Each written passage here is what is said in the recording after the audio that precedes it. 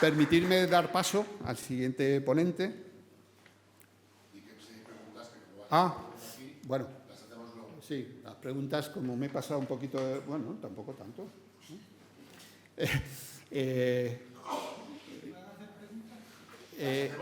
Las hacemos después porque vamos un poco pillados. Dejadme dar paso.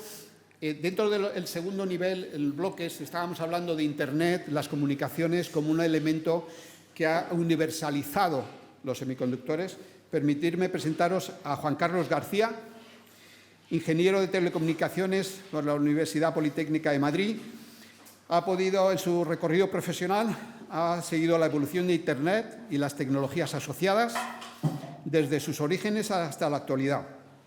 Inició sus estudios en la Escuela de Teleco haciendo uso de los primeros PCs y servidores. Bienvenido a los PCs y servidores de la primera generación, que sustituían a los ordenadores de tarjetas perforadas.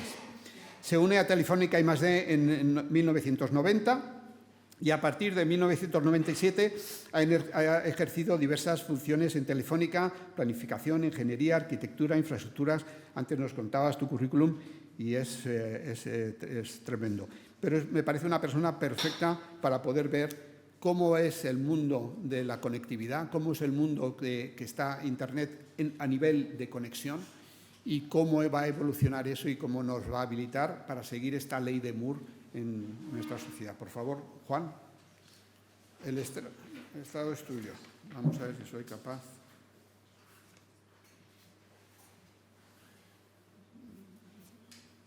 Espérate, porque no soy capaz. Vale, es tuyo. Muy bien. Oye, pues en primer lugar, buenos días a todos. Quería dar las gracias a la Comunidad de Madrid y a la Universidad Complutense por haberme invitado a dar esta ponencia.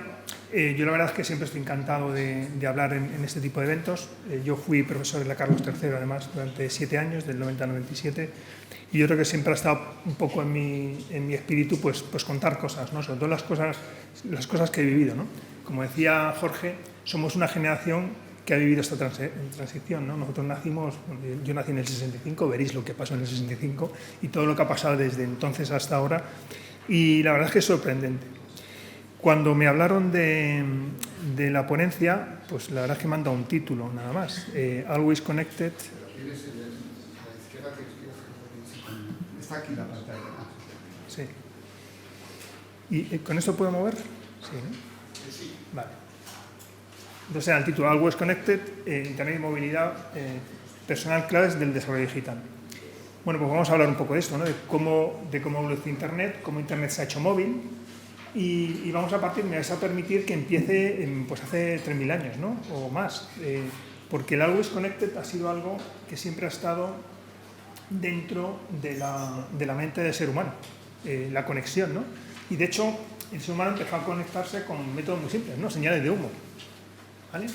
Que parecen muy rudimentarias, pero se han usado hasta hace muy poquito, ¿no? Ha habido muy poca evolución en muchos siglos, ¿no? Hasta en los siglos VI, V, IV antes de Cristo, había sistemas muy sencillos, ¿no? El heliógrafo, que era una especie de espejo, ¿no? Reflejaba la señal del sol, el semáforo hidráulico, el sistema postal, que inventó Ciro el Grande, el rey de Persia. Todos estos son sistemas que usaban los imperios, los grandes imperios, el griego, el romano, el persa, el chino, para comunicarse a grandes distancias y también para mantener comunicados a sus ejércitos, ¿no? Principalmente. Pero esto fue lo que había por mucho tiempo. O sea, pasaron 2.000 años hasta que apareció algo más sofisticado, que era el semáforo de bandera marítima, ¿no? A alguien se le ocurrió pues, un sistema de señales con una persona moviendo los brazos, una bandera, para transmitir letras del abecedario, ¿no? Y mensajes completos. Y esto ocurre cuando el ser humano, sobre todo en Europa, empieza a expandirse marítimamente hacia otros continentes, ¿no? La necesidad de comunicar a barcos dentro de una flota entre sí es lo que genera este cambio, ¿no? Pero han pasado 2.000 años, ¿no? Y la verdad es que pasa poco en los próximos 4 siglos, ¿no? Es prácticamente hasta el siglo XIX en el que no aparece algo electromecánico, algo analógico como el telégrafo, ¿no? que trae una ventaja muy importante. Todos los sistemas anteriores son sistemas que requieren línea de vista. Es una señal de humo, es un reflejo de un espejo. Entonces necesitas que alguien lo vea y que esté a una distancia razonable de donde se emite la información. Y tiene también otra peculiaridad, es muy poco privado, muy poco seguro. Lo ves tú y lo ve tu enemigo, lo ve mucha gente que a lo mejor no querrías que lo vieran. El telégrafo es el primero, la primera vez que se hace una comunicación invisible, a través de un cable, ¿no? Entre dos puntos alejados. De hecho, tan alejados como que en el 1858 se atraviesa el Atlántico con un cable que permite transmitir señales telegráficas de un continente a otro, de Estados Unidos a Reino Unido. Pero pasan pocas cosas más, pero muy importantes, ¿no? Graham Bell inventa el teléfono, una manera de transmitir, de codificar señal de voz y poder transmitirla a través de un cable hasta un lugar remoto. Edison, el fonógrafo, que permite registrar un sonido en un registro sólido, físico, y poder reproducirlo más adelante. El telégrafo inalámbrico de Tesla es la primera torre de telecomunicaciones móviles, ¿vale?, para transmitir información. En este caso era, de nuevo, señal Morse, ¿vale? Es curiosa la torre que veis ahí, porque es una torre con la que Tesla pretendía incluso alimentar los aviones que pasaran por encima, o sea, transmitirles energía eléctrica a los aviones. Pero bueno, se quedó en un telégrafo inalámbrico que ya era bastante, ¿vale?, en la primera estación móvil. Y apareció la radio de Marconi, y ahí acaba el siglo XIX. Somos capaces de transmitir señal de voz, somos capaces de transmitir sonidos y redifundirlos en un espacio muy amplio, y prácticamente pues empiezan a ocurrir cosas, ¿no? Empiezan a desarrollarse semillas de cosas que van a permitir la carrera hacia Internet, ¿no? La comunicación a larga distancia, que impulsada por Bell, la posibilidad de transmitir imágenes también a larga distancia, la televisión. El teléfono también evoluciona para transmitir su señal no solo por cable, sino por radio también, el radioteléfono. En el 46 aparece el primer radioteléfono para un automóvil. El primer cable telefónico transatlántico, se permite transmitir voz a través del océano. Y a partir de los 60 hay un punto de inflexión, ¿vale?, importante, y tiene mucho que ver con la entrada de las invenciones de los transistores y los semiconductores. Es decir, hasta aquí casi todo es analógico, electromecánico y muy limitado en términos de capacidad. Pero empiezan a surgir cosas como los satélites de comunicaciones, ¿vale?, el primero en el año 62. Esto permite llevar ya la comunicación a cualquier parte del mundo y ya la distancia no es un límite, ¿vale? Las comunicaciones por fibra óptica, que esto permiten transmitir una cantidad de información prácticamente ilimitada a través de un cable.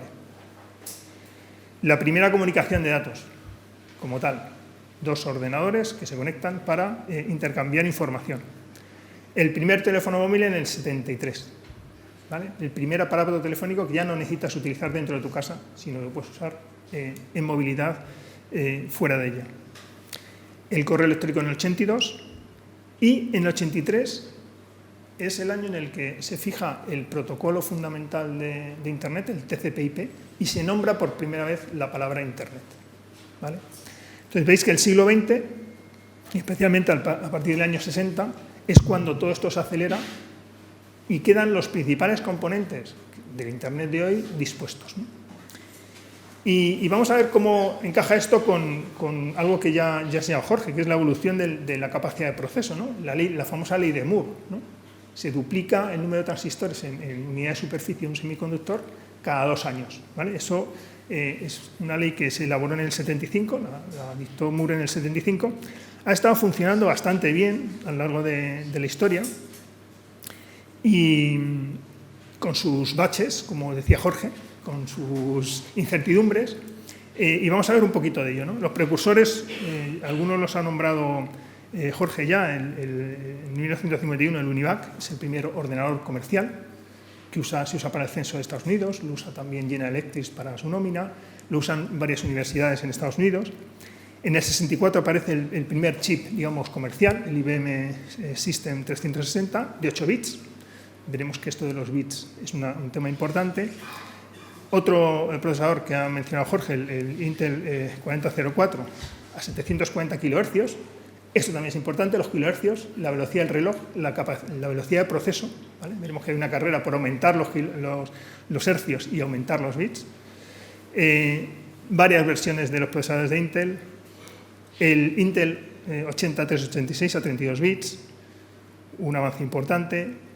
El primer procesador que tiene más de 1 millón de transistores, el 80486. El Pentium aumenta la velocidad de reloj a 60 MHz. Y aquí empiezan una serie de procesadores que tienen, como decía Jorge, varios núcleos, ¿no? Oye, tiene capacidad de procesar varias cosas en paralelo, ¿no? No es solo un procesador, sino son varios en paralelo.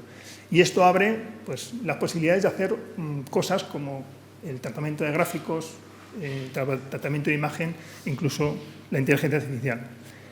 Hay una serie de mejoras en los procesadores, sobre todo los de Intel, pero ahí veis en el gráfico cómo hay una cierta desviación de la ley de Moore. De hecho, es cuando se empieza a poner esto en cuestión. Dices, joder, sobre el año 2003, creo que el propio Moore dice, o 2007, dice, oye, esto en 10 o 15 años va a acabar, ¿vale? Porque estaba viendo ya que estaba tocando techo el tema. Y bueno, hay varios cuestionamientos, incluso la asociación que sigue el tema de la evolución de los procesadores dice también que en 10 años esto va a acabar. Y sin embargo, bueno, pues, las últimas declaraciones en el año 22 fueron las dos importantes, la del CEO de NVIDIA, que dijo que se acabó la ley de Moore, y la del CEO de Intel, que dijo que eso seguía en adelante. Entonces, ni los CEOs de las grandes compañías se ponen de acuerdo y estamos incluso hoy todavía cuestionando el tema.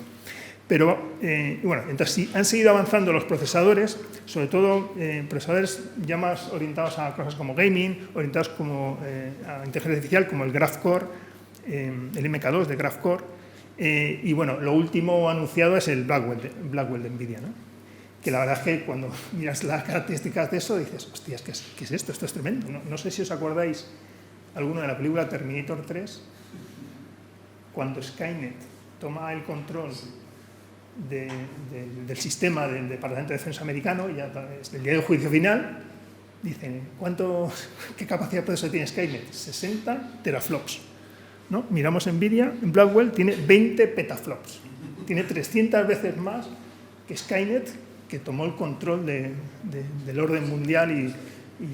¿Vale? Entonces, la verdad es que cuando ves los procesadores nuevos, dices, hostia, es que esto es una capacidad ya sorprendente, ¿no? ¿Qué viene después de esto?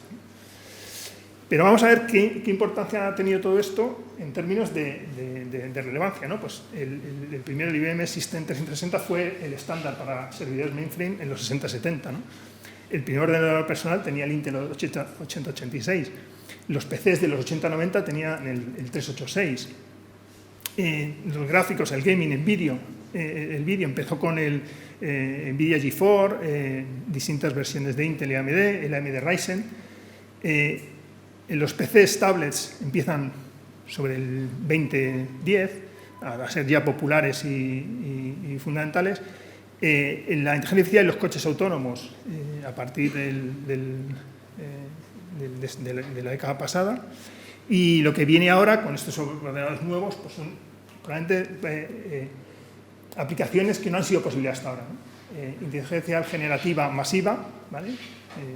Por ahora todavía no es masiva, y el metaverso, que también es algo muy complicado, ¿vale? Ha dejado de tener ya importancia, hace 3 años se ha hablado mucho de ellos, es ahora un término denostado, pero sin duda volverá, ¿vale? Volverá cuando la capacidad de proceso y los dispositivos permitan que vuelvan, ¿vale?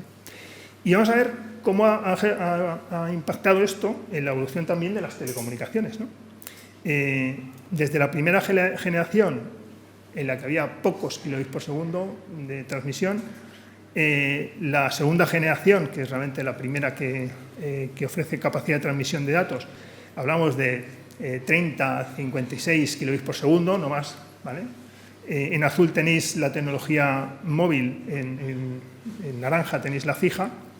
En fijo el sistema era el dial-up, es decir, de tu línea telefónica tú hacías una llamada telefónica a un servidor y ese servidor te asignaba un puerto y por ese puerto tú accedías indirectamente a Internet, ¿vale? Una experiencia horrorosa, los que lo habréis sufrido yo lo pondría como pena de cárcel, a algunos les metería a trabajar en Internet con dial-up, ¿no? Intentar acceder a Facebook o mandar un mensaje de WhatsApp por dial-up. Y ahí es donde empieza Internet, ¿no? Fijaros que Internet se populariza sobre esa fecha. Y llega el 3G, el ADSL, el Wi-Fi, ¿vale? Esto es sobre el año 2000. Y ahí es cuando esto empieza a ser un poco útil. También aparecen los primeros smartphones o dispositivos que te permiten la conexión a Internet móvil. Y es cuando se empieza a desarrollar algunas de las aplicaciones, ¿no? Y ahora veremos una cronología y veremos esas aplicaciones cómo van llegando. Sobre el año 2009 aparece el 4G, ¿vale? Y como veis, siempre la tecnología móvil intenta llegar a una experiencia de usuario parecida a la del fijo, ¿vale? El 4G ya llegaba a una experiencia como la del ADSL, pero inmediatamente aparece una tecnología fija que es el GPON, la fibra, que lo duplica o lo triplica, ¿vale? Siempre la tecnología fija va por delante. Aparece el 5G, pero también aparece el 10G-PON, ¿vale? 10 gigabits por segundo en cada hogar. Esto va a seguir avanzando, el 6G llegará a 10 gigabits por segundo de pico, pero el 10G-PON podrá llevar 50 gigabits por segundo al hogar, ¿no? Entonces, esto la verdad es que tiene truco. O sea, siempre dice, joder, la tecnología fija siempre va por delante. ¿Por qué? Pues hay dos motivos principales. Primero, que es un medio dedicado, el cablecito es para ti, para el hogar. La radio tú la compartes con todos los que están conectados a la torre. Y la segunda es que hay más banda espectral. Toda la banda óptica la puedes usar dentro de un cable.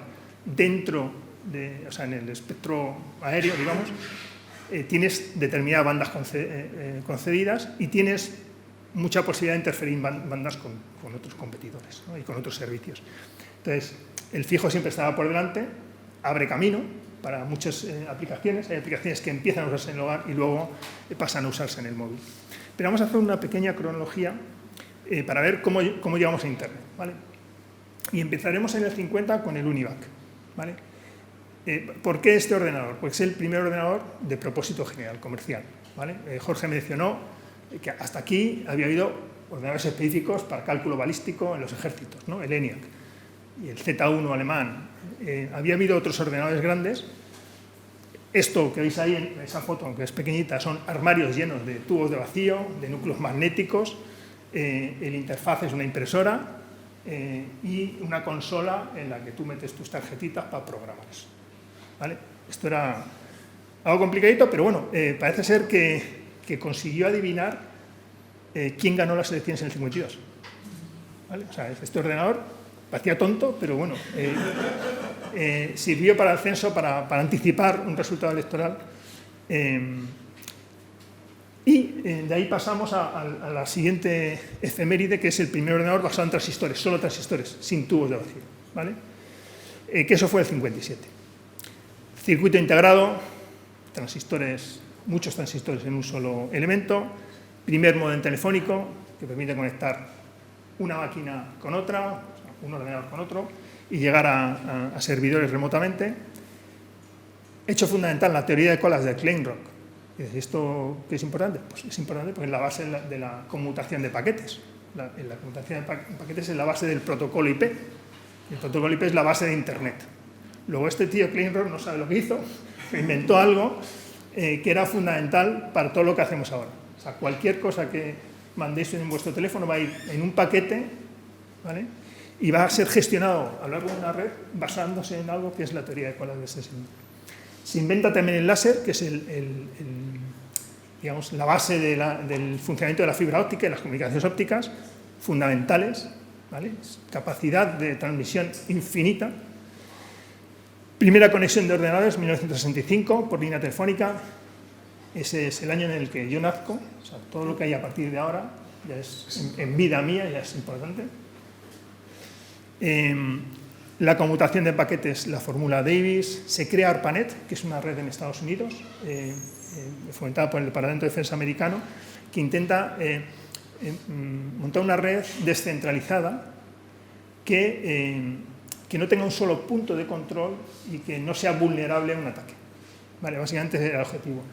Se crea con primero 4 nodos en la costa oeste americana y se va ampliando a lo largo del tiempo. Y ya en el 68 aparecemos nosotros, España, con la Red Española de Transmisión de Datos. ¿Vale? Es una red que conecta empresas entre sí para intercambio de datos entre equipos informáticos, en la que están conectadas empresas como Renfe, Iberia, La Caixa y Banesto, ¿no? Se funda en ese mismo año Intel, AMD, 2 actores importantes, y también se hace por primera vez una RFC, una Request for Comment, que es la manera en la que se estandariza Internet.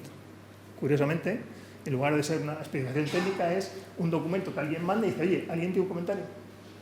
Si nadie tiene comentarios, eso es lo que vale, ¿vale? O sea que Internet incluso empieza con una manera de hacer las cosas totalmente distinta. En el año 1971 ocurre una cosa muy importante. Telefónica monta la primera red pública de datos de Europa, y no sé si del mundo, ¿vale? Está basada en un protocolo de conmutación de paquetes, RSAN. Es el gobierno el que encarga a Telefónica de lanzar este servicio público.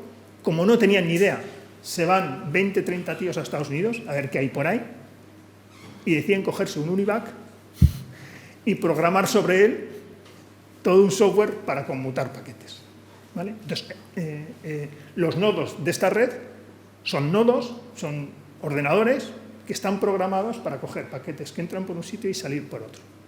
Son aplicaciones que trabajan sobre un servidor de propósito general. Se especifica el FTP, File Transfer Protocol, para intercambiar datos entre servidores, y Tomlinson define lo que es el correo electrónico.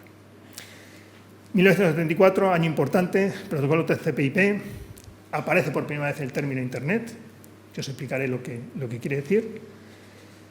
En el año 76, protocolo X25, importante para la conmutación de paquetes. Se funda Apple, vais a empezar a ver marcas importantes. Protocolo SMTP, importantes para transferencia de mensajes entre servidores, la base del correo electrónico. Se instala el primer equipo Tesis en Telefónica, en España, ¿vale?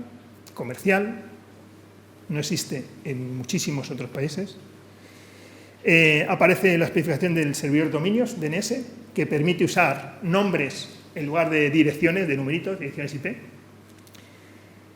ARPANET, que era aquella red que se creó en el 67, pasa a usar el TCP/IP, el protocolo TCP/IP, y no otros protocolos de conmutación de paquetes como el X25, los protocolos de OSI.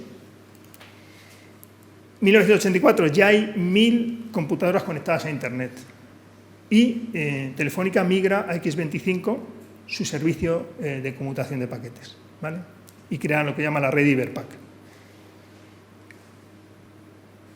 Por cierto, esta tecnología que desarrolla Telefónica se exporta a sitios como Canadá, Argentina, Turquía, Noruega y varios países del mundo, ¿vale? Aparece el primer correo, o sea, se envía el primer correo electrónico en España en el 85, se inventa la ADSL en el 88 y arranca el inicio empieza el desarrollo de Tesis B. Yo entré en Telefónica siendo desarrollador, yo desarrollé el software de computación de paquetes del equipo Tesis B. Ese equipo ha sido el equipo con el que habéis estado sacando dinero del cajero durante mucho tiempo. Vuestro cajero estaba conectado con vuestro banco a través de una línea, y sobre esa línea hay un protocolo X25, entonces que sepáis que si ha fallado alguna vez, un culpable podría ser yo. Y esto da lugar, esta red ya avanzada, digamos, de computación de datos, da al desarrollo de los primeros servicios digitales que dan una idea de lo que va a ser Internet. El videotext, que permite consultar información dentro de tu televisor, el teletext, el correo electrónico, que ya es posible con X25, y el EDI, que es el Electronic Data Interchange, el intercambio electrónico de datos, que es el precursor del comercio electrónico. En este caso era comercio entre empresas, ¿vale? Entre proveedores, no proveedor-cliente. Pero importante también para el futuro. Arranca la red IRIS, con lo que España se conecta a Internet en el 90, y en el 91 nace la World Wide Web, ¿no? Berners, anuncia el nacimiento de la World Wide Web. Y aparece la primera red 2G en el mundo con 10 millones de usuarios. Y aquí acabamos. Y mirar dos cosas importantes. Internet nace en el 74, la web en el 91. ¿Qué es una cosa y qué es otra? Internet es la red de redes, es la que permite a los usuarios o a los clientes y las máquinas llegar a servidores, ¿vale? Es red de redes porque hay múltiples operadores y proveedores involucrados en la conexión del cliente con el servidor, ¿vale? Es una super red.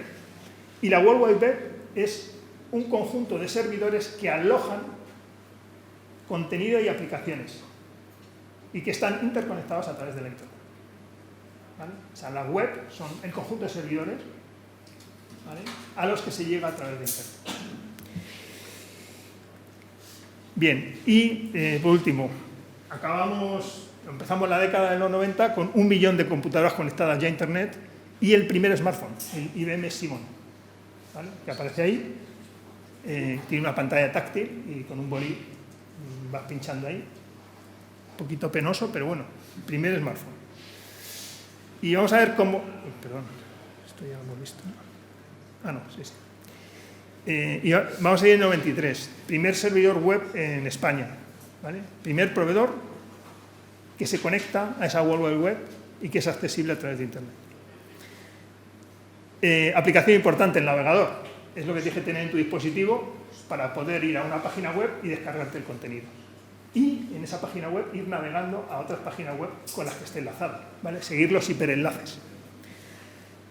Nace Amazon, lo que va a ser el estándar de comercio electrónico. Telefónica lanza Infovía en el 95. Acceso a Internet Dial-Up a 28 kbps por segundo, velocidad de vértigo. Y además... prácticamente no tenías que esperar, siempre había un puerto disponible, todo era una maravilla. O sea, también es importante que aparece el Nokia 9000, pantalla color, cámara, acceso a Internet. Los que lo vimos en ese momento dijimos, hostia, qué teléfono, esto es lo que yo quería, es lo que tenemos ahora, ¿no? Pantalla color, cámara. Yo creo que era un poco visionario de lo que finalmente va a ser masivo en los 2000, ¿no? Google nace en el 98,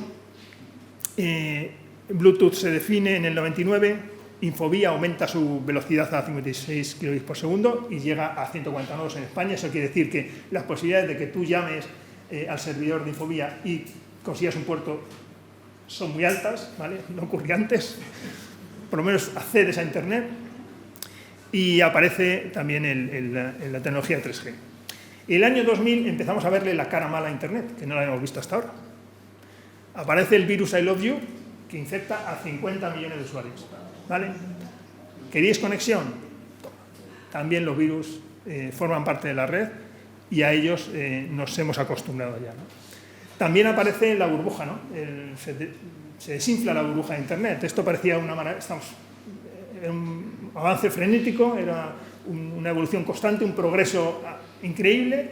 Muchísimas compañías se metieron a hacer cosas ahí, a invertir dinero, y en ese año 2000, 4.854 compañías de Internet caen o son absorbidas por otras, ¿vale? Eso deja en shock a toda la economía.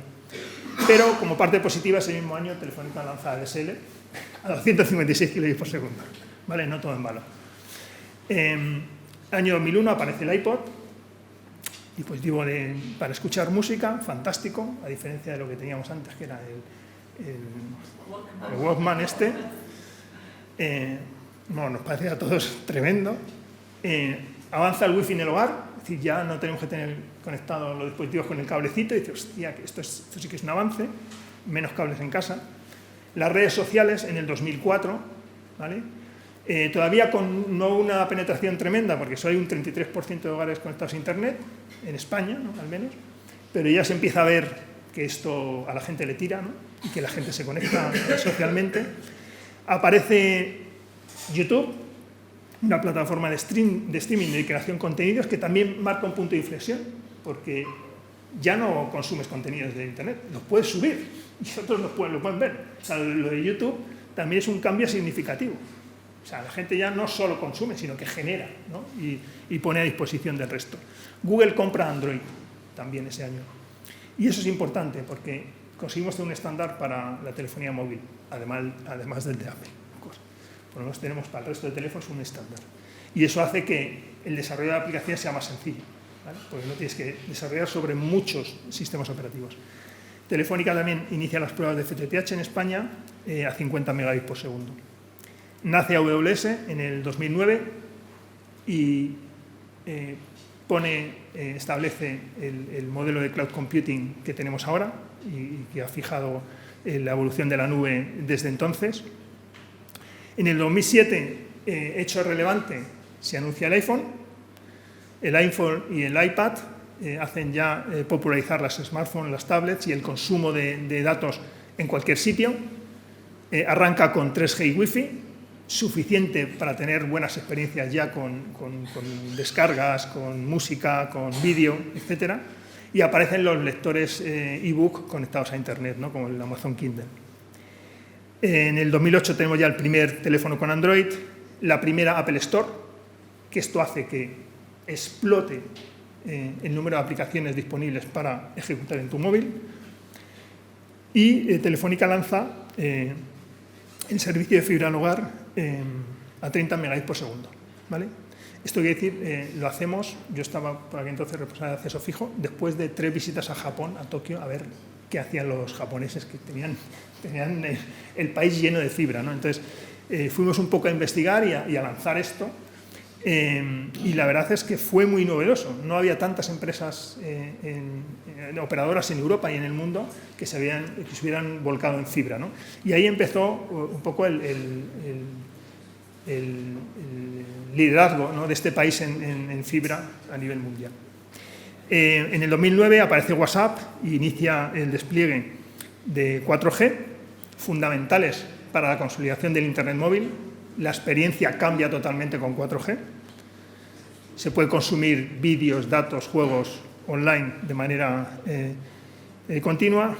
El 35% de la población ya está conectada a Internet en el 2012. En el 2014 hay 25.000 millones de dispositivos conectados, ¿vale? Estamos hablando ya de magnitudes de cosas conectadas tremenda. Arranca arranca el despliegue de la tecnología 5G en el 2019 y acabamos ahora en el 24, he intentado resumir un poco esta parte final porque la conocéis mejor, con 8.700 millones de conexiones móviles a nivel mundial.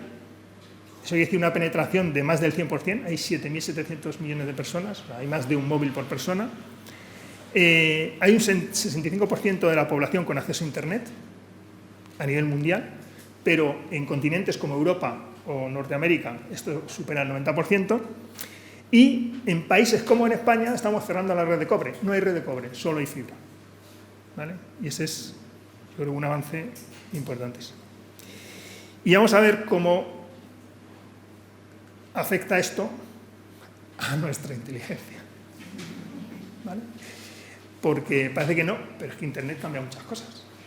Cambia incluso nuestra capacidad, la capacidad de los humanos en general, ¿no? Entonces, cada persona tiene una inteligencia, ¿no? Vamos a llamarla inteligencia personal. Desde el principio nos hemos juntado con otros humanos y hemos hablado, hemos intercambiado ideas, conocimiento, discutido alternativas, tomado decisiones y hemos generado una inteligencia colectiva que siempre ha sido superior a la de la suma de los individuos, ¿vale? Estamos acostumbrados a ello. Y en algún momento aprendimos a esa inteligencia plasmarla en un formato físico que otro pudiera leer. De tal manera que alguien leyendo un libro puede aprender lo que una comunidad de personas ha aprendido en su vida, ¿vale? Encontramos una manera de transferir información y conocimiento, que era el texto escrito. ¿Internet qué trajo? Pues la posibilidad de digitalizar todo ese texto escrito y hacerlo accesible desde cualquier punto del planeta, a través de una red, ¿vale? Ese acceso remoto a la información, ¿vale?, exigió que esa información se digitalizase y se hiciese disponible un servidor a una red que era Internet, ¿vale? Entonces, ese es el Internet del inicio, ¿vale? Así se pensó originalmente. Pero nos dimos cuenta de que, oye, que esto es muy útil también para conectar a las personas, que no solo para sacar información remota. es que esto, o sea, yo ahora mismo, la comunidad que tenía era con mi gente del barrio de Tetuán, pero ahora ya no voy al barrio de Tetuán. Ahora estoy trabajando con un tío de New Jersey, estoy trabajando con otro tío en Calcuta y con otro en Taiwán. Y es más, ya no trabajo con los cerebros de mi barrio, sino que estoy trabajando con los cerebros y talentos de cualquier parte del mundo. Es decir, he generado una inteligencia colectiva conectada que es muy superior a las inteligencias colectivas que había antes. ¿Vale? Y esto es gracias también a Internet.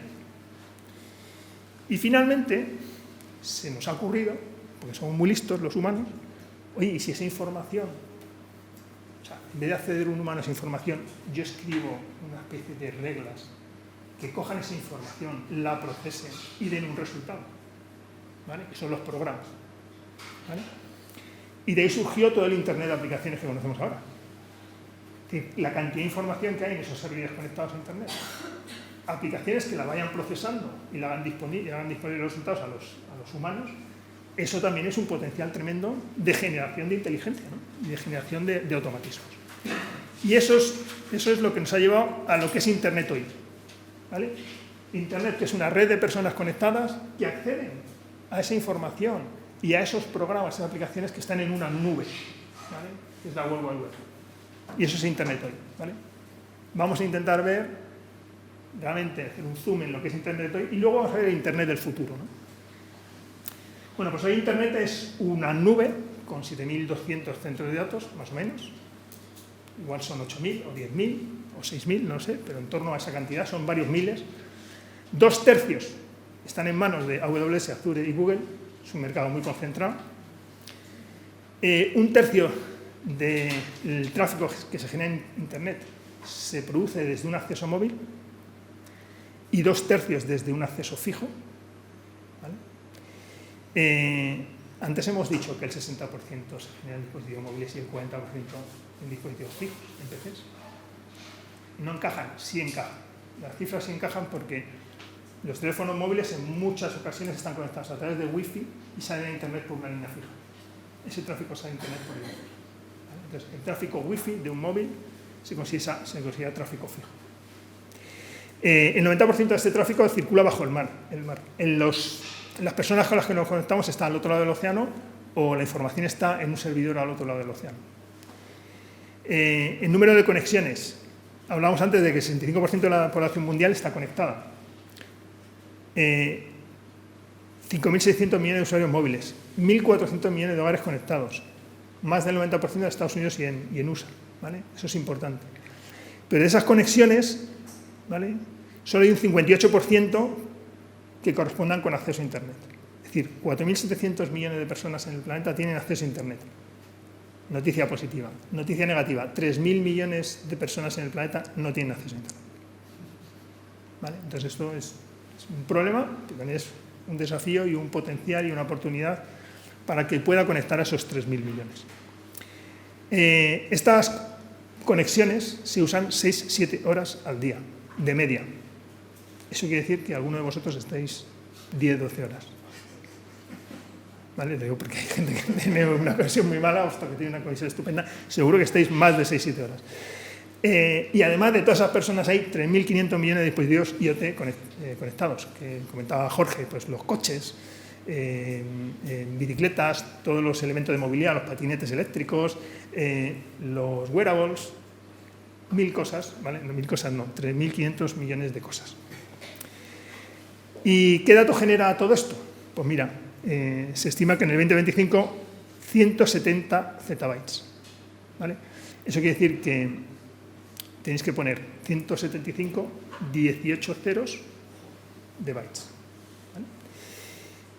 ¿Cómo llegamos a eso? Pues mira, cada persona genera cada segundo 1,7 megabytes. O sea, en el ratito este estamos generando terabytes, ¿no?, entre los que estamos aquí. 100 megabytes por minuto, 6 gigabytes a la hora, 150 gigabytes al día. Buena noticia, solo se almacena el 2%. ¿Vale? O sea, solo el 2% de todas estas cosas que vosotros consumís, generáis, solo el 2% acaba registrado en algún sitio. ¿Y cómo se genera el tráfico? O sea, ¿de dónde sale ese tráfico? Pues mira, el 68% del tráfico móvil y el 65% del tráfico fijo lo generan 8 proveedores. Como podéis imaginar, esos proveedores son Google, Meta, Netflix, TikTok, Amazon, Disney, lo veis ahí, Netflix. El 75% del tráfico fijo y el 80% del tráfico móvil lo generan vídeo, redes sociales, compartición de ficheros y gaming. Es decir, todo lo relacionado con imágenes en movimiento, ¿vale? Que es lo que genera más volumen de tráfico en general. Está lógico de esperar. Y dentro del hogar, el tráfico lo generan, por supuesto, las plataformas, Netflix, Prime, Disney, y las redes sociales de vídeo, ¿no? Como YouTube, Facebook o TikTok. Y en móvil, principalmente redes sociales, ¿vale? Esto no es, la verdad es que no es ningún... El 61% son YouTube y redes sociales. ¿Y cómo estamos? ¿Vale? ¿Dónde estamos ahora? Pues en términos de tráfico, ¿no? Porque estamos hablando de generación de consumo. ¿Cómo está el tráfico por smartphone, ¿no? Pues bueno, en los últimos años hemos visto que crecía el 30%. Las tendencias es que siga creciendo a ese ritmo, que se multiplique por 3 en los próximos 6 años, de aquí al 2028. Y la cuestión es, oye, ¿estamos preparados para esto? Pues oye, tecnología y cobertura hay, ¿vale? Al menos en un país como España, con el 90% de cobertura de 5G y el 100% de cobertura de hogares en fibra, en FTTH, pues parece ser que no es una cuestión de tecnología el poder afrontar este desafío del incremento de tráfico. Pero sí que es cierto que pueden ocurrir cosas que pongan en riesgo esto.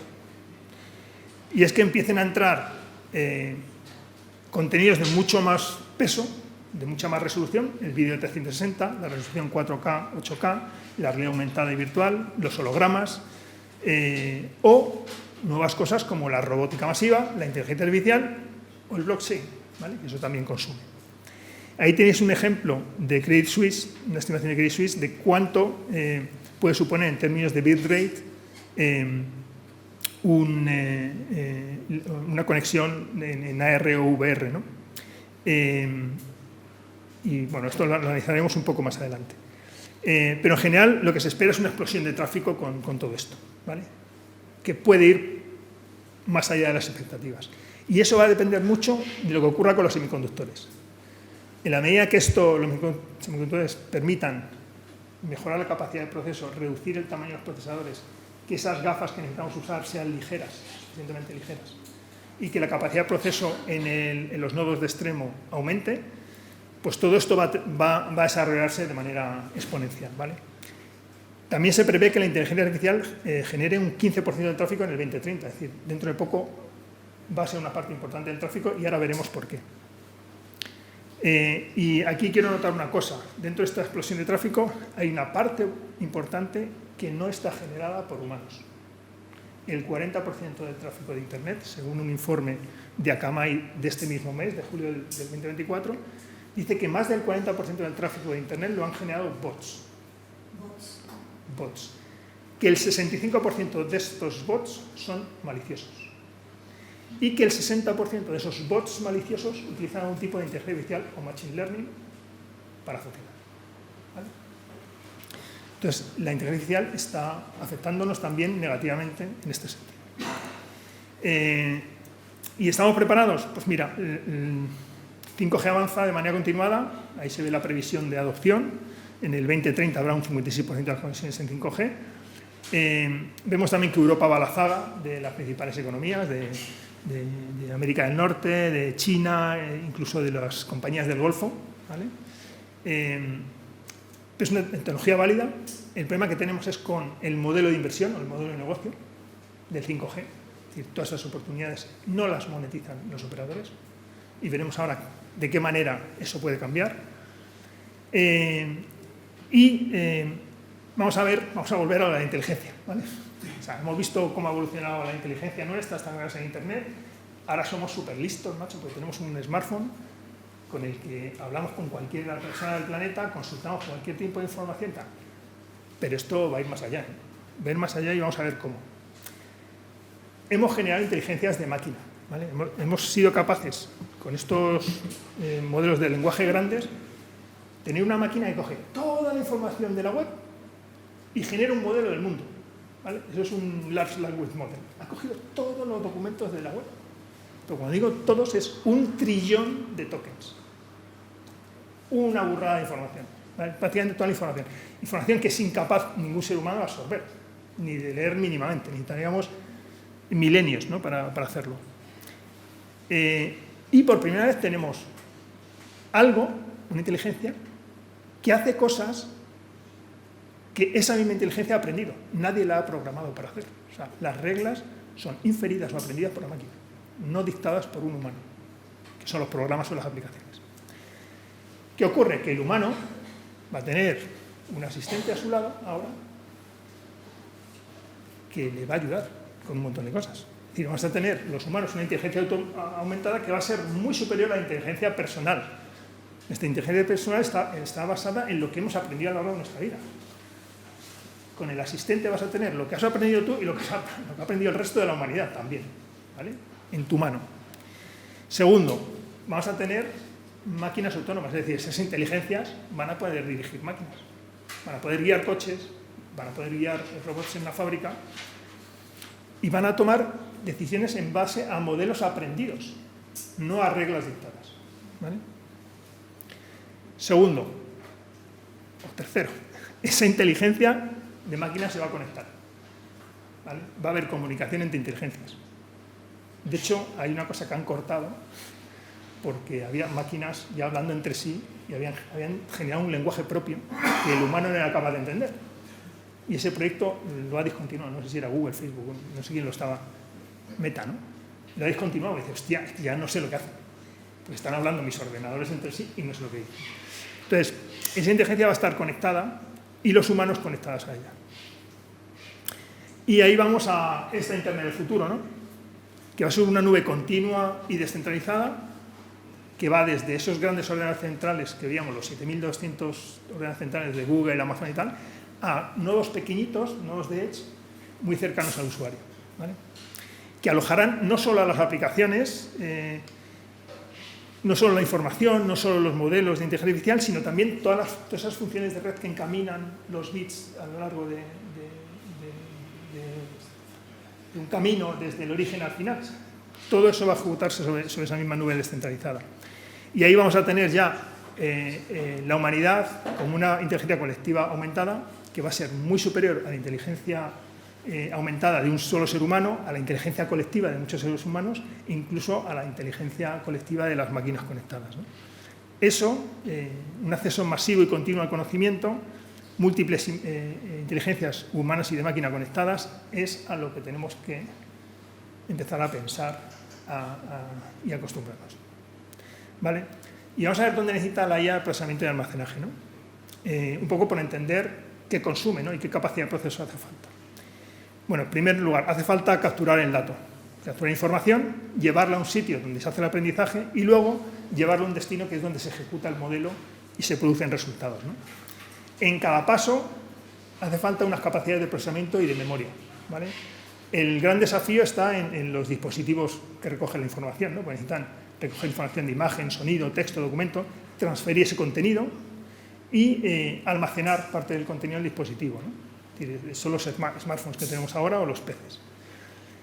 Toda esa información, que es mucha, hay que transmitirla, empaquetarla, enrutarla, moverla de un puerto a otro y almacenar esos paquetes en colas. Hay que preparar el dato cuando llega al centro de datos, depurarlo, etiquetarlo, formatearlo, darle forma, y ahí necesitamos un almacenamiento masivo de alta velocidad.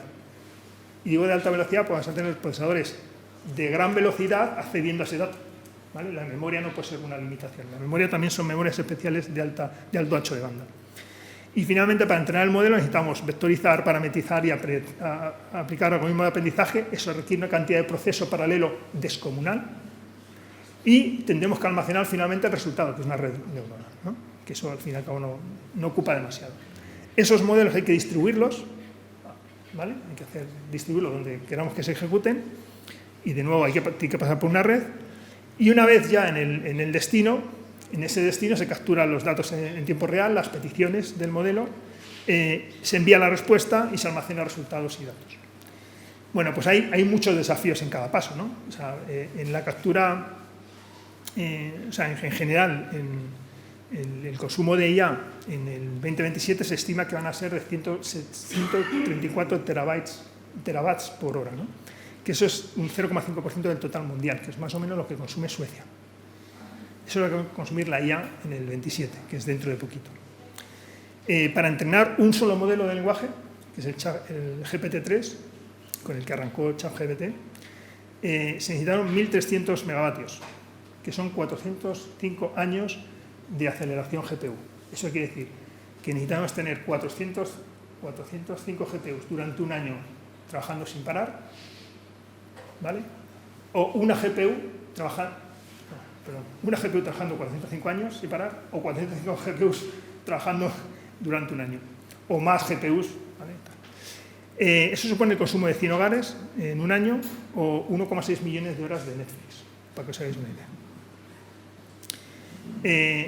En cuanto a datos, ingirió 1 trillón de tokens y generó 175 billones de parámetros. Cantidades descomunales. Y todo eso es lo que supone que va a generar un 15% del tráfico total de Internet en 2027. ¿Vale? Pero no solo eso, no solo en el entrenamiento. En la inferencia, en la ejecución del modelo, en el destino, también hay un consumo importante.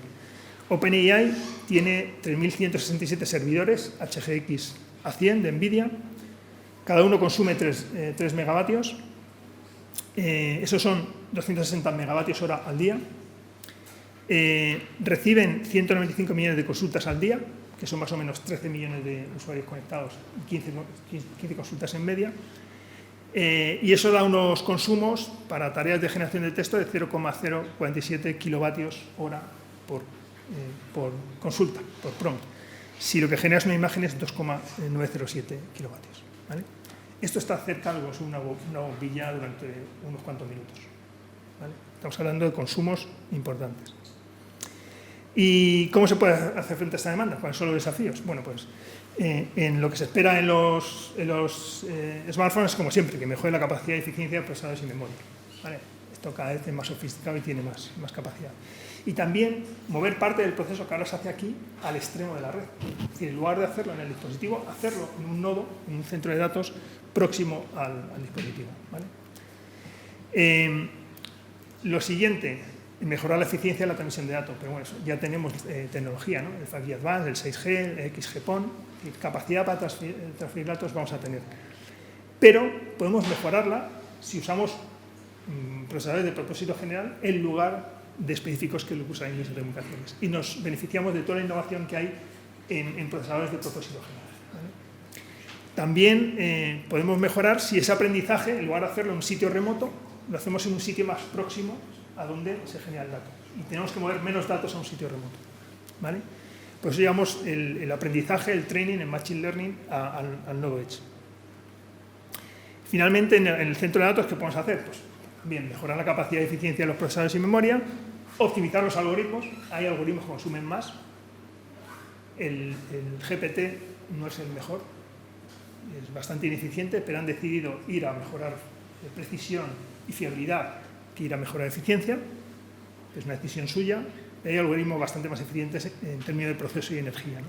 Y también hacer un balance entre precisión y eficiencia, ¿no? Un modelo necesita, con más parámetros, es más preciso, pero muchas veces para la aplicación que tú quieres cubrir, o en el caso de uso que quieres cubrir, no necesitas tanta precisión. Y podrías hacerlo con un modelo más pequeño que consume menos. Y finalmente, la inferencia en destino, lo mismo, balancear, ¿no? Precisión y eficiencia, para que el modelo sea más pequeño y responda más rápido. Y también acercar la inferencia al destino, es decir, poner la inferencia cerca de la persona que está haciendo la consulta. ¿Vale? Y vamos a ver el metaverso. Dejarme ya solo una slide del metaverso y ya cerramos. Un poco para que veáis la importancia de los procesadores. Hay 7 capas en el metaverso, pero las capas básicas son la de infraestructura, las bases, la de interfaz humana y la de descentralización. Y en esas 3 capas, la base son semiconductores de mayor densidad, potencia y eficiencia, la tecnología nube y el edge, que son cosas de las que hemos hablado, ¿no? Esto es la evolución de 5G y 6G hacia el futuro. En el 2000 se produjo una evolución de la computación hacia la computación programable. Todos los servidores de la web pasaron a una nube, a la nube de Amazon, Azure y demás. Lo que está pasando en el 20 es que la red se está haciendo programable, está pasando a otra nube, ¿vale? Y lo que vamos a conseguir con esto es descentralizar de nuevo el Internet, ¿vale? Ha habido un proceso de centralización con la nubificación y este Edge to Cloud Continuum lo que va a permitir es dar el paso a la Web 3 en la que todo esto es descentralizado, ¿vale? Y las claves de esa evolución están en el paso a la nube, en la computación en extremo, en la segmentación de red, es decir, hacer redes lógicas específicas dedicadas a aplicaciones concretas, y la exposición de capacidades, hacer la red programable, ¿no? Esto va a dar lugar en 6G probablemente a aplicaciones más allá de lo que vemos en 5G, veíamos comunicaciones de alta fiabilidad y baja latencia, comunicaciones masivas de máquina y banda ancha. En 6G vamos hacia comunicaciones inmersivas, hasta servicios de computación y inteligencia artificial, a servicios espaciotemporales, a una banda ancha global. Y cuando digo global es conectando a esos 3.000 millones de personas que no están conectadas, ¿vale? Esas se van a conectar a través de satélite. De baja órbita, de órbita media, de órbita alta, plataformas de alta altitud, drones. Hay muchas tecnologías para conectar a esos no conectados.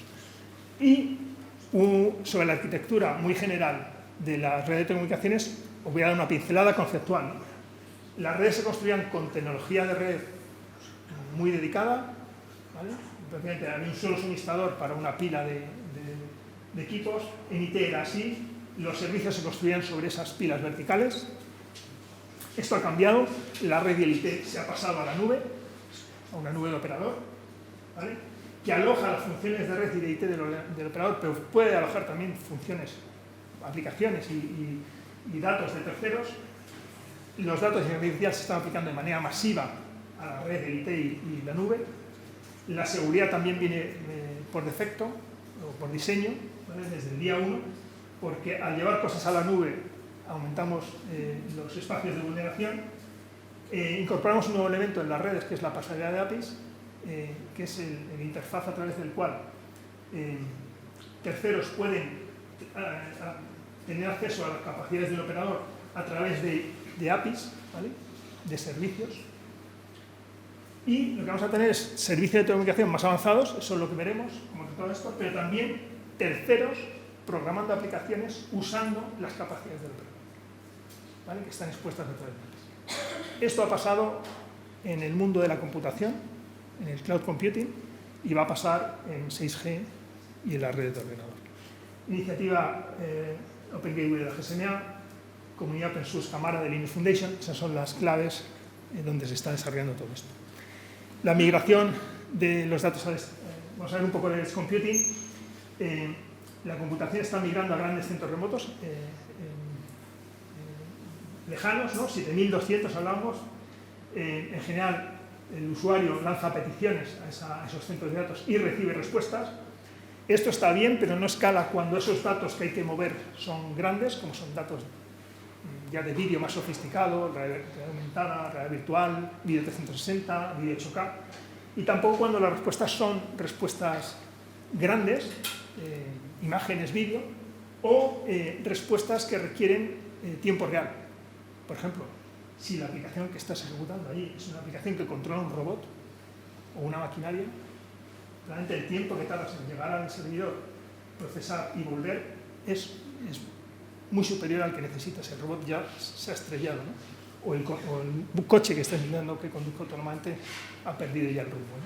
Entonces, esto es un modelo que va a cambiar, ¿vale? Y va a cambiar llevando datos, aplicaciones e inteligencia más cerca de donde está el cliente, donde está la necesidad, reduciendo también el tiempo de latencia, ¿no? El tiempo de respuesta.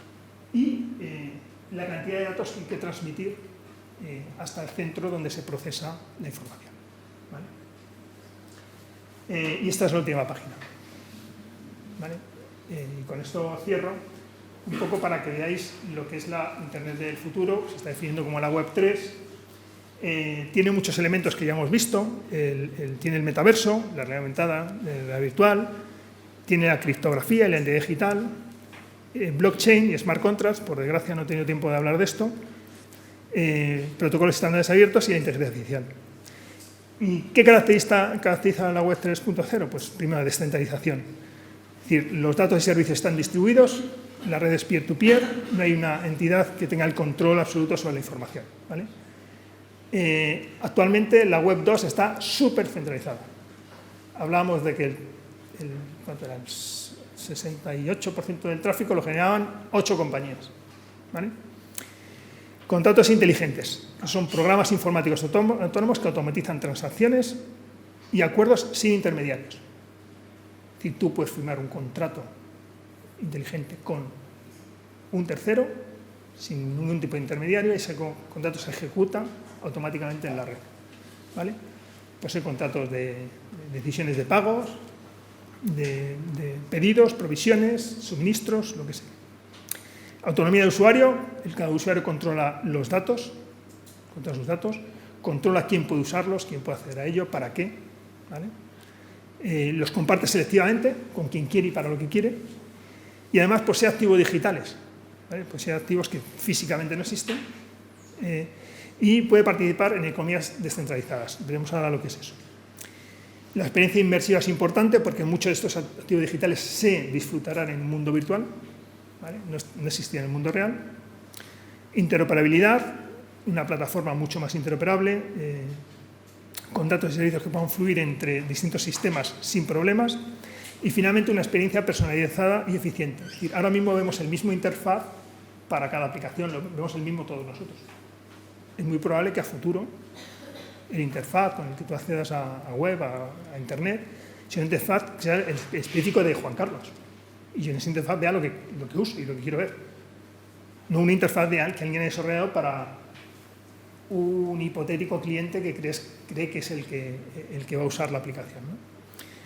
Y todo eso va a dar posibilitar varias cosas. La gobernanza descentralizada, es decir, que comunidades de usuarios puedan tomar decisiones y gobernar plataformas y proyectos sin una autoridad central que tome decisiones. Las finanzas descentralizadas, los activos digitales, ¿vale? Que va a permitir al usuario poseer y comerciar activos de manera segura y eficiente. Y luego la identidad digital, ¿vale? No vas a necesitar un tercero para que certifique quién eres, ¿vale? Y esto se va a hacer por medios electrónicos que proporciona esta web 3.0. Y nada, pues con esto acabo. Lo que he intentado es daros un baño, un poco de todo lo que ha pasado en los últimos años, asociado al Internet, a las tecnologías móviles, un poco también una visión de lo que va a ocurrir y de cómo todo lo que ha pasado.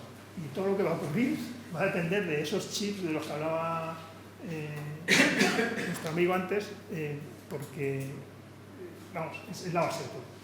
Al final, todo lo que hemos visto es aplicaciones que cogen información, la procesan y la entregan, ¿no? En el caso de un equipo de telecomunicaciones es exactamente igual que cualquier aplicación de un servidor. Recibe información en el puerto, esa información la abre, suele ser paquetes, sobre el paquete, dice a dónde va este paquete, qué características tiene, por dónde tiene que salir, identifica el puerto por dónde tiene que salir, vuelve a cerrar el paquete y lo saca por su puerto. Y eso se hace con un procesamiento, con procesadores. Cuanto más capacidad tenga el procesador, yo voy a poder mover más bits, más paquetes de un puerto a otro y eso va a ser más velocidad. Es lo que estamos viendo, ese avance descomunal de la velocidad es por todo lo que está avanzando, la capacidad de proceso y de almacenamiento. Y con esto acabo. Y no estoy de tiempo para...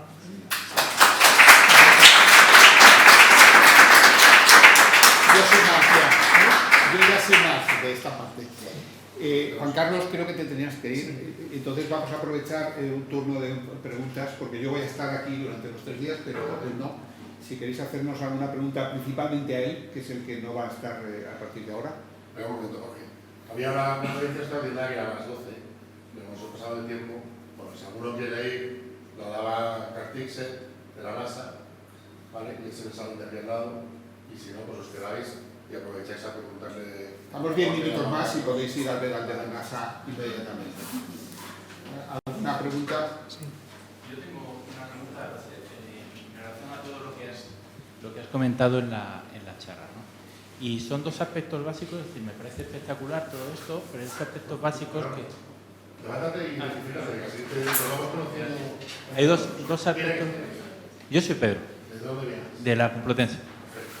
Hay dos aspectos básicos en el cual yo veo un problema.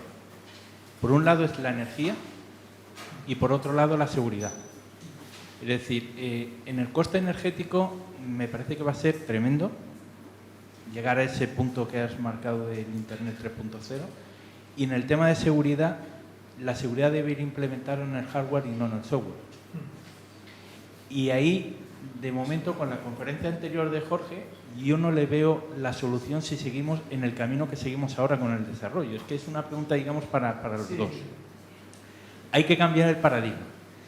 Ya en la ley de Moore se cambió 2 veces de paradigma, se ha cambiado 2 veces, que es cuando cambiamos del 486 a los Pentium de doble capa, ahora se ha vuelto a cambiar con las GPU, pero necesitamos un cambio adicional y no veo que haya un camino fácil para hacerlo. Entonces, pues, tanto uno como otro, ¿qué expectativas tenéis? Yo te contesto de la seguridad. Contesto de la seguridad. Se trabaja mucho en ello, ¿vale?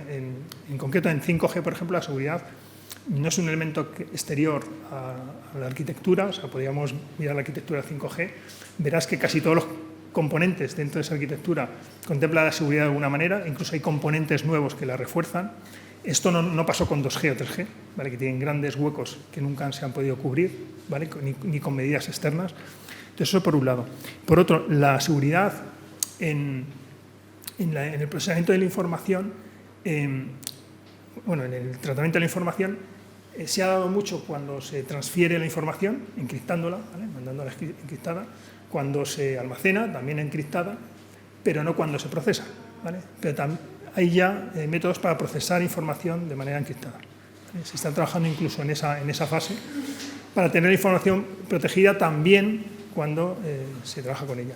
Incluso tecnologías como en la computación homomórfica, que lo que haces es trabajas con la información sin llegar a desencriptarla, ¿no?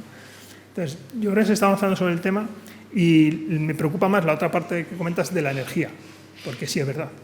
O sea, lo que está claro es que el consumo energético aumenta, ¿vale? En el caso concreto de Telefónica, que lo conozco yo por mi pasado profesional, el consumo energético de la red completa no solo se ha conseguido contener, sino que ha bajado, incluso con todo este aumento de la capacidad de transmisión, ¿no? Y estas mejora de las prestaciones de las comunicaciones. Y esto se ha hecho quitando de en medio tecnologías que eran obsoletas, ¿vale? El 2G, el 3G, la red de cobre. O sea, todas las tecnologías de cobre tienen una cantidad de aspectos electromecánicos tremendos y eran grandes consumidores de potencia. Las tecnologías de computación óptica son mucho menos consumidoras y en la radio se tiende también a hacer más eficiente el uso del espectro, ¿no? Transmitiendo, por ejemplo, solo potencia y señal donde es necesaria. Es decir, las estaciones base ahora se apagan si no hay usuarios alrededor. O el flujo o el haz, digamos, para conectar al cliente se enfoca más para atender al cliente que hay conectado y no se radia en todos los 120 grados que era como se hacía antes, ¿no? El beamforming, ¿no? El beam tracking. Entonces, sí que se están haciendo cosas para el tema energético, pero yo estoy contigo, es una preocupación y tiene que seguir siendo, ¿eh? O sea, energía y seguridad, eso no se nos puede quitar de la cabeza. Te remito a la mesa que va a haber mañana, del Moore, pero para darte una pincelada, decirte que la ley de Moore va ayudando en eso. O sea, una de las ventajas de hacer los transistores más pequeños es que el sistema consume mucho menos. Necesitas menos energía para ir de una esquina entre una esquina del DAI, de la CPU. Cada vez que se hacía una bajada de tecnología de fabricación, había 2 opciones. Aumento los megahercios porque puedo consumir más. En realidad consumo lo mismo que la generación anterior y tengo más potencia, o consumo menos. Tú coges un portátil de hace 10 años y si duraba 4 horas la batería así de gorda, era un éxito. Y hoy en día un portátil que te compres que no te anuncie, luego que sea verdad o no, 10 o más horas, cuando son 100 veces más potentes que los de hace 10 años. O sea, la tendencia es a consumir menos. El problema es que va a haber muchísimos más. Pero eso es como todo. Vamos aumentando nuestro bienestar, hay más aires acondicionados, hay más ordenadores. Pero per se la ley de Moore lo que hace es bajar el consumo de cada cosa. Y vuestro cambio de la red de cajas negras a sistemas abiertos, que hemos colaborado bastante en eso, pues va a hacer también que baje el consumo. ¿Por qué? Porque es una obsesión y esto es una curiosidad que no se sabe. Los servidores, que dependen mucho de la energía porque tienen que gastar muchísimo dinero en la refrigeración, usan la tecnología de los PCs que se ha tenido que desarrollar para que este puñetero PC pueda estar 10 horas funcionando con una batería, consumiendo lo mínimo. Y esa misma tecnología se usa en los servidores, que tiene la ventaja de que consumes menos en la refrigeración. El problema es que se está multiplicando exponencialmente el número de ellos, pero el consumo unitario está bajando bestialmente. Mañana por la tarde este debate espero que saque alguna conclusión, si son capaces, y te remito a la mesa de mañana por la tarde. Vale, gracias. Una pregunta que tiene una... Ponte cara y ojos. Hola, soy Melchor de HP, el CTO de HP. Habéis hablado de energía de seguridad y hay uno de los aspectos que creo que la descentralización, no total, sino parcial, llevar toda la parte de seguridad, programación y energía al edge dentro del perímetro va a ayudar a establecer políticas mejores de seguridad, más distribuidas, más localizadas y también gestionar de una forma más eficiente el consumo energético. No sé si tú piensas que el cloud se fue hacia la nube mucho, pero que ahora todo ese crecimiento de datos y de procesamiento no va a estar exclusivamente localizado en el cloud, sino que parcialmente lo vamos a tener que ejercer en el edge por seguridad, por normativa, que no has dicho nada de normativa y es un punto muy importante a tratar, y por consumo energético. Si opinas que el edge nos abre una oportunidad a estos tres retos, agilizarlos y solventarlos utilizando la potencia del edge. Vale. No sé si por consumo energético, porque la verdad es que cuando miras los niveles de eficiencia de los grandes centros de datos han mejorado un montón. Y no sé si las condiciones a la edge serán suficientes como para mejorar esa eficiencia energética. No obstante, y dicho esto, sí que está claro que, por ejemplo, entidades como la Comisión Europea dice que el 80% del tráfico se va a generar en el edge y solo el 20% en la nube. De hecho, tiene un plan Europa para desplegar 10.000 nuevos edge de aquí al 2030. Entonces, que es una tendencia, es clara. ¿Que va a mejorar la eficiencia energética? No lo sé. Probablemente, si tú consideras lo que te ahorras en la transmisión de todos esos datos por la red hasta el centro remoto, sí. ¿Vale? Si comparas tú lo que te cuesta computar en el edge a computar en la nube, pues probablemente en la nube tienes mejor eficiencia de computación. Pero la eficiencia en la transmisión del conjunto puede mejorar. Lo que sí que vas a mejorar, al igual que se mejoró con el cloud computing, es cuando tú lleves computación que tienes on-premise en tus facilidades al edge. ¿Por qué? Porque en el edge tendrás multitenancy, tendrás múltiples usuarios usando la misma computación.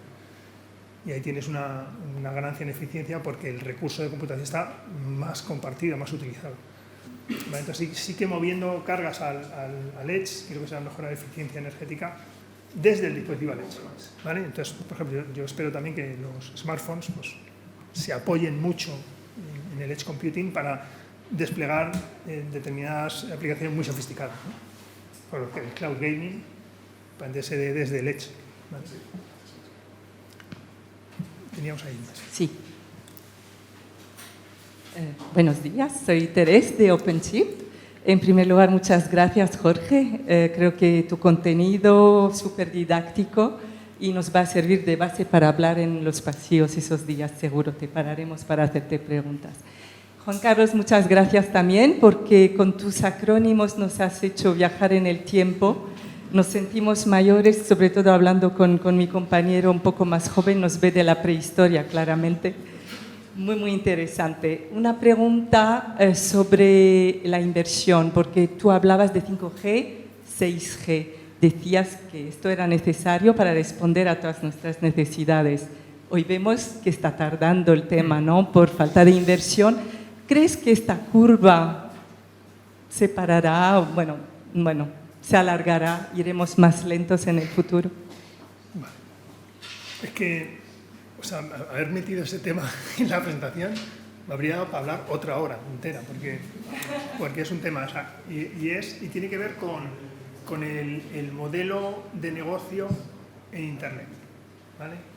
En el modelo de negocio de Internet hay compañías que conectan los clientes con los servidores, ¿vale? Que son las operadoras, y luego la gente que tiene los servidores y las aplicaciones, ¿vale? Que se benefician de que hay millones y billones de personas conectadas a esa red, ¿vale? Entonces, hoy por hoy, de todo lo que se ha generado en Internet y en la World Wide Web, el 80% del valor lo han capturado las compañías sobre todo. Los operadores solo el 20%. Cuando los operadores están invirtiendo trillones de euros en red, ¿vale? En 5 años, trillones. Desplegar 5G con toda su capacidad, el 5G Advanced, y el 6G van a ser otros trillones de euros. Con el modelo de los operadores actualmente no se paga esa inversión. ¿Por qué? Las principales fuentes que tiene el operador es el consumidor, que es un consumidor que por alguna razón espera pagar menos y recibir más. ¿Sí? No. Tú con tu compañía eléctrica, perdona, tienes un tipo de relación, y con la del gas. No, pero nunca baja. ¿Que no? No. Ya estamos jugando los consumidores a la llamada telefónica Sí, y a bajar todo. Ya, pero que no baja. Te vas cambiando, sí. Que yo me he cambiado y sí, que no baja. Yo estoy mirando. Los promotores de todo esto son los operadores en su origen, Sí. entrando en la guerra de precios entre ellos. Sí, pero Y luego ya la regulación, que también nos ha jodido.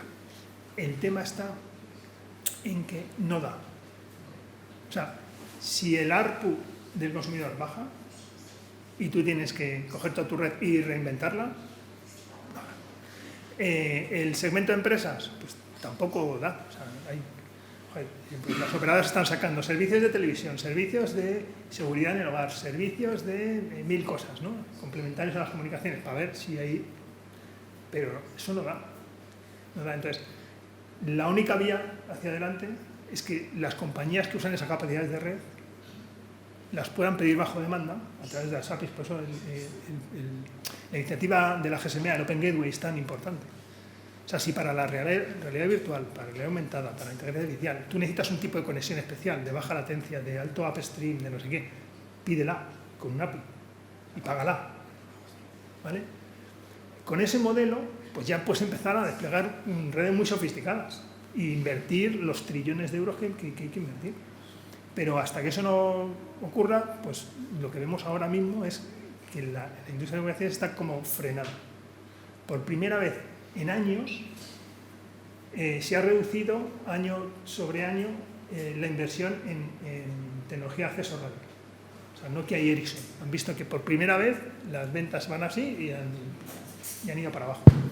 Y esto la verdad es que cambiar esa tendencia supone necesita un cambio de modelo. Pero Juan Carlos, bueno, sigo siendo Melchor de HP. ¿Qué piensas de la regulación que obliga a los operadores primarios de acceso el vender a un precio establecido por el regulador la transmisión a operadores virtuales? ¿Eso no crees que ha afectado en vuestro modelo de negocio? Bueno, mi modelo de negocio, yo soy consultor independiente. O sea, no, pero si te refieres al de un operador, sí, ha afectado para mal. Para mal. O sea, el consumidor, yo creo que puede estar muy contento, porque en Europa las tarifas son la leche, en Estados Unidos son entre 2 y 3 veces superiores, pero, ¿sabes? Eso a la larga afecta a tu capacidad de inversión. A la capacidad de innovación y de inversión de las operadoras. Sí. O sea, si se lleva a un extremo muy extremo, ¿no? Tú ten en cuenta, hay un proceso ahora de consolidación precisamente para intentar mejorar la rentabilidad de las operadoras, ¿no? al menos si no se consigue ajustar, el precio, que se ajuste escala, ¿no? Y cada vez que se produce una consolidación, aparece otro operador. Es que en Europa estamos obsesionados en que tenga que haber 4 operadores por mercado. Con 4 operadores por mercado, el valor se destruye, no se genera. Entonces eso está demostrado en todos los mercados en los que sucede. Y cada vez que hay una consolidación, se vuelve a fomentar la generación de operadores. Entonces yo creo que hay una dinámica ahí en la que la regulación no ayuda. Y en algún momento dado, seremos conscientes de ello.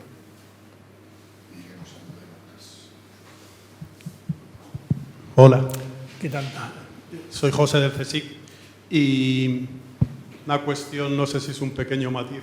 Cuando hablas de inteligencia, en la primera transparencia que mostrabas de la inteligencia colectiva, en la inteligencia común, los grupos de personas, a mí me parece que la palabra es información, por lo menos al principio. No sé si la puedes poner, la transparencia. Sí. Y la pregunta es un poco más filosófica que otra cosa, porque lo que somos veteranos, como han mencionado antes, creemos que el tener el acceso a toda la información es ahí justo. Dices, inteligencia personal, inteligencia colectiva, el conocimiento no garantiza la inteligencia, el saber, la transmisión del saber, etc. Entonces, a lo que iba también es que los que tenemos ya una edad, vemos que las nuevas generaciones que han tenido acceso a toda la información en la palma de la mano cada vez tienen menos espíritu crítico, capacidad de decisión y ese tipo de cosas. Entonces, esto entronca un poco con lo que después hablas tú de la inteligencia artificial. Claro. Y de alguna manera sí. La pregunta resumida muy mucho es, no nos estamos haciendo el harakiri porque estamos dejando la inteligencia en manos de las máquinas. Y me gustaría saber... No sé, hombre, y si hablas un poquito más cerca del micrófono... Sí, yo creo que tenemos que enfocar la inteligencia en las cosas más creativas, ¿no? A las cosas en las que el ser humano realmente es insustituible, ¿no? Y hay muchas de ellas, ¿no? Precisamente esto que dices del pensamiento crítico, es decir, de ir en contra de lo que parece lógico y natural, ¿vale? Que es lo que te va a decir una máquina. O sea, una máquina siempre te va a decir, oye, pues lo lógico es esto. O sea, en vista de todo lo que he visto, lo lógico es esto. Solo el ser humano es capaz de negarlo todo y darle la vuelta, ¿vale? Y en eso somos muy buenos. Entonces tendremos que enfocar en desarrollar nuestras habilidades en esas áreas en las que la inteligencia no va a ayudarnos. También tengo en cuenta que la inteligencia de máquina nos va a quitar mucho trabajo pesado rutinario, ¿vale? De procesar mucha información, que es algo que no podemos hacer a no ser que consumamos muchísimo tiempo o muchísimas personas. Y ahí es donde tenemos que saber combinar esa inteligencia que tienen las máquinas, esa capacidad de aprender que tienen ellos, que es un aprendizaje, la verdad es que muy determinístico y muy, digamos, sistemático. No se cansan de aprender, lo hacen muy rápido. Entonces, eso lo tenemos que usar y complementarlo con las cosas que hacen los humanos bien, que son muchas, ¿vale? ¿Que estamos volviéndonos tontos? Pues sí. Pues ahora me dices, vuelve de aquí a casa, sin Google Maps. Pues ya, pues, llegaría, ¿no? Siempre hemos llegado. Pero bueno, a lo mejor de aquí a casa... Ya. Que sí, o sea, es que ese es otro debate, o sea, el debate de hacia dónde va la humanidad con todo esto, ¿sabes? Yo he intentado orientarlo a la parte más técnica, ¿no? Pero sí que es cierto que tiene una parte sociológica importante. Bueno, soy Víctor Cortés de la URJC y un poco ligado a esto, veo que se está como idealizando un poquito el uso de la IA, porque... Sí, ChatGPT, bla, bla, bla, pero todos hemos visto los errores que está cometiendo y el mal uso que se está dando. O sea, uso de IA para mejorar la inteligencia colectiva a veces no va a ser lo más realista, porque siempre va a depender de qué se esté metiendo a esa IA para aprender. Y estamos viendo cómo se le está dando bases de datos erróneas, falsas, con datos incorrectos, que tú cuando le preguntas a ChatGPT que has aprendido de eso, te da datos erróneos, te da datos que no son realistas o directamente se los inventa para que tú estés contento. Entonces, eso Sí, lo que tirar hace- de IA para todo al final Claro. va a generar una También, serie de problemas. sí. Estás hablando de ChatGPT, que es una cosa muy... La inteligencia generativa es una cosa muy específica, pero yo te puedo asegurar que en cualquier cosa que haces a lo largo de tu vida y en las próximas 3 horas va a haber inteligencia artificial trabajando Sí, sí, para sí, eso lo sé. contestar a una búsqueda que hagas aquí, para cuando haces una petición en Booking, cuando haces cualquier compra en Amazon, o sea, en cualquier cosa que hagas con esto. Pero ahí no estamos detrás- hablando de inteligencia, ahí estamos hablando un momento de facilitar procesos más No, básicos. no. Cuando estamos hablando de inteligencia, sobre todo No, al no, menos tal perdona. vez en este ámbito, me refiero a, como ha dicho, la gente está utilizando ChatGPT para tal vez hacer consultas que al final no están, no tienen el valor ni el estudio anterior para comprender lo que se le está explicando ni tener el Mira, concepto, bueno, la capacidad de ser crítico a la información que se le da. Mira, ChatGPT es una anécdota, ¿vale? Pero te puedo asegurar que Google sabe más de ti que tú mismo, Amazon sabe más de ti que tú mismo, Booking sabe más de ti que tú mismo, porque o sea, los datos que tienen son muy precisos sobre tus hábitos y comportamientos. Y te puedo asegurar que todos esos datos los usa para aprender y para ofrecerte cosas a ti y a otros. Sí, pero a ver, yo no O me sea, estoy te refiriendo tiene totalmente a ese perfilado. ámbito más A comercial. ti te tiene perfilado y segmentado en un conjunto de personas. Vamos a dejar que quieres simplemente el debate para el café. Sí. Que tenemos otra pregunta por aquí. Más que una pregunta, una confusión a la vista de las... Es que nos liamos con la inteligencia. Sí. Pero tenemos que tener No, una que- buena definición de qué es la inteligencia. Y eso es muy difícil. Y era simplemente un comentario final a la vista de las cuestiones de Melchor, los que ha respondido, la inteligencia artificial y demás. Es que ahora me está sorprendiendo más que todo lo que habéis dicho de operadores, precios, etcétera, pero todo lo que has puesto ahí son desarrolladores de contenidos. Es decir, estamos hablando de Meta, estamos hablando del comercio de Amazon, son generadores de contenido. Y la Sí. gente, es decir, has hablado de 8K, dice, pero ¿dónde voy a poner un televisor de 8K? Si es que no porque no los hay, es porque no me entra en el salón. Es decir, se están vendiendo contenidos, generando historia que no se necesita. Y ahí falta inteligencia. Bueno, Es así. de todas maneras, la mayor parte de las cosas que nosotros usamos hoy, incluido un PC, la gente decía que no se necesitaba, ¿eh? Alguien dijo que hacía falta 4.000 PCs en el mundo. Ahí ¿vale? de- O sea, cualquier cosa que se te ocurra, no hace falta. De hecho, ¿qué te hace falta? Levantarte por la mañana, tener algo para comer y una cama donde dormir. Aparte de eso, te faltan pocas cosas más. El resto es superfluo. Y ahí déjame decirte, he estado 27 años en Intel. Mis primeros 15 años era ver qué salía de fábrica y ir al mundo para inventarnos para qué servía. Con lo cual, creo que esa discusión la tienes perdida. La tienes perdida porque hoy hace falta 8K, no. Pero tus nietos dirán, ¿cómo podían vivir sin 16K? O sea, esa discusión dala por perdida. Mira el histórico. El PC no hacía falta para nada en la casa. Y hoy tenemos más de un dispositivo por persona, vamos, más de 2. yo el sí. PC y el portátil. Yo con la vista que tengo, sin un televisor de 4K, el tenis, mal. Te lo digo, no veo la bola. ¿Tenemos alguna pregunta más? Yo creo que se merecen un aplauso.